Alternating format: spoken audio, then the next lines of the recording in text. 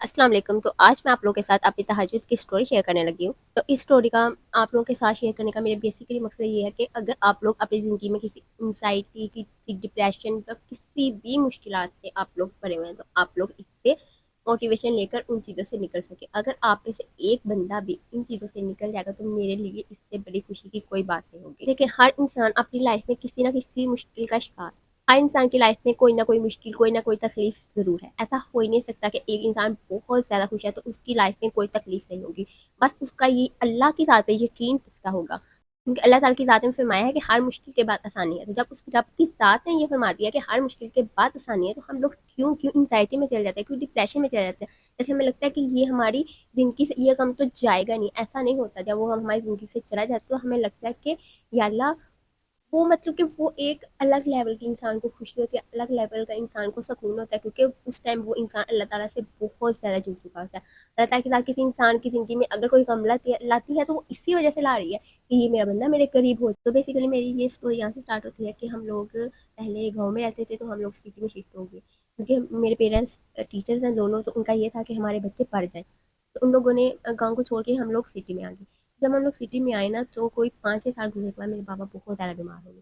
वो इतने ज़्यादा बीमार हो गए, उन्हें स्टोमक का बहुत ज़्यादा इशू हो गया, बहुत ही ज़्यादा। और उनको लगता था, जब उनके स्टोमक में दर्द होता था, उनको लगता था कि उनके दिल में दर्द हो रही है। वो कहते थे कि मेरे दिल में दर्द हो रहा है। क्योंकि जब डॉक्टर ने सारे टेस्ट वगैरह किए, उन्होंने कहा कि इनको हार्ट का कोई मसला नहीं है, इनको स्टोमक का मसला है। खैर, वो जर्नी भी हमारी गुजर गई, लेकिन काफ़ी ज़्यादा टफ गुजरी थी, क्योंकि तब हम लोग छोटे थे और सब कुछ मेरी मामा ने अकेले फेस किया था। देन उसके बाद हमारे बाबा बिल्कुल ठीक हो गए और उसके बाद सब नॉर्मल था, क्योंकि हमारा एक ही भाई है। तो तब तक सेकंड ईयर तक तो हमारे भाई यहाँ पे थे, हमारे पास ही। सेकंड ईयर तक हमें कोई इशू नहीं हुआ।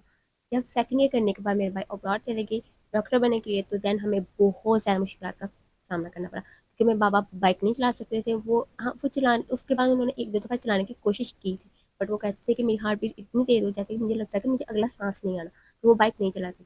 खैर, ये भी टाइम गुजर गया। कभी अगर कहीं अर्जेंट जाना पड़ता था, तो हम लोग रिक्शे वगैरह पे चले जाते थे। जैसे हम लोगों ने कॉलेज वगैरह जाना होता था, और अगर कोई इमरजेंसी हो जाती थी, फर्स्ट करें क्योंकि डॉक्टर के पास जाना होता था, तो मेरे बाबा गली में किसी किसी नेबर्स के बच्चे को कह रहे थे कि हमारे साथ चले। लेकिन अल्हम्दुलिल्लाह हमारे नेबर्स बहुत अच्छे हैं, उन्होंने हमारा बहुत साथ दिया था इस मुश्किल वक्त में। उन्होंने कभी भी किसी के बच्चे ने इनकार नहीं किया, वो हमेशा मेरे बाबा के साथ चले जाते। खैर, ये टाइम गुजर रहा था, हर चीज़ नॉर्मल जा रही थी। बट एक दिल में वो चीज़ थी कि मेरे पापा बाइक नहीं चला पा रहे, क्योंकि वो था कि अल्हम्दुलिल्लाह वो बिल्कुल ठीक है हम, लेकिन वो बाइक क्यों नहीं चला पा रहे। वो जब भी चलाते थे उनकी हार्ट बीट बहुत ज़्यादा तेज़ हो जाती थी।